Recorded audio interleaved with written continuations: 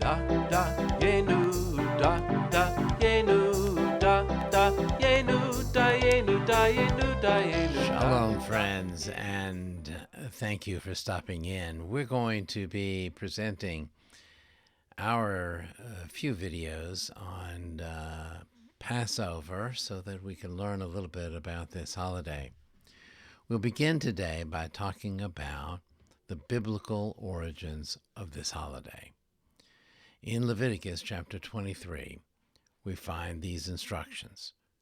In the first month, on the 14th day of the month at dusk, is the Lord's Passover. And on the 15th day of the same month is the feast of unleavened bread unto the Lord. 7 days ye shall eat unleavened bread.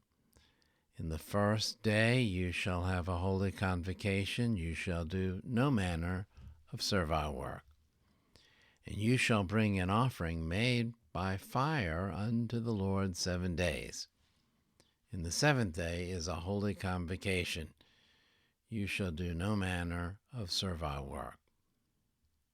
Now, as we read this, we can see obvious differences in how we observe Passover today. So, what else do we have in the Bible about Passover? Well, we have a commandment in Exodus chapter 12, verse 14, and this day shall be unto you for a memorial, and you shall keep it a feast to the Lord throughout your generations, a feast by an ordinance forever. And then, a little later in Exodus 13, remember this day in which you came out of Egypt, out of the house of bondage. For by strength the hand of the Lord brought you out from this place. And then in Deuteronomy, and thou shalt remember that you were a bondsman in Egypt, and you shall observe and do these statutes. There are other places in the Bible where Passover is remembered as well. For example, Ezra chapter 6 records the celebration of Passover by the Jews who had returned from exile in Babylon after the Second Temple had been rebuilt. But yet, in a very interesting passage, recorded both in Kings and Chronicles, we find out that King Josiah, sometime around the year 650 BCE, before the Common Era, restores the celebration of Passover. Apparently, it had lapsed, and the Jews were no longer celebrating Passover, despite those biblical commandments we just read about. Now, as the rabbis would later adapt the instructions for Passover, they would take the form of what is known as a Greek symposium.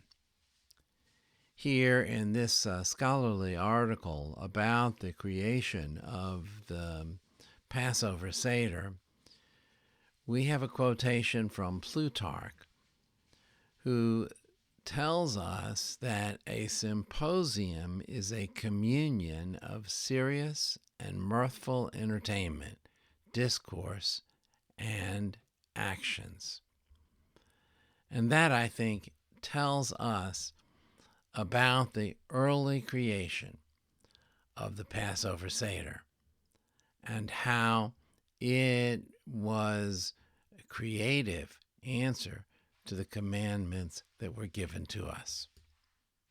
Today, the Seder is brilliant in its presentation, combining a communal meal along with a particular order of the Seder, a particular list of rituals that are done during that meal, as well as an emphasis on symbols that are placed in the center of the table. We'll talk more about the Seder and about the order of the Seder and these symbols in future videos. Thank you so much for being with us today. Have a wonderful Pesach. Yenuda, da, Yenuda.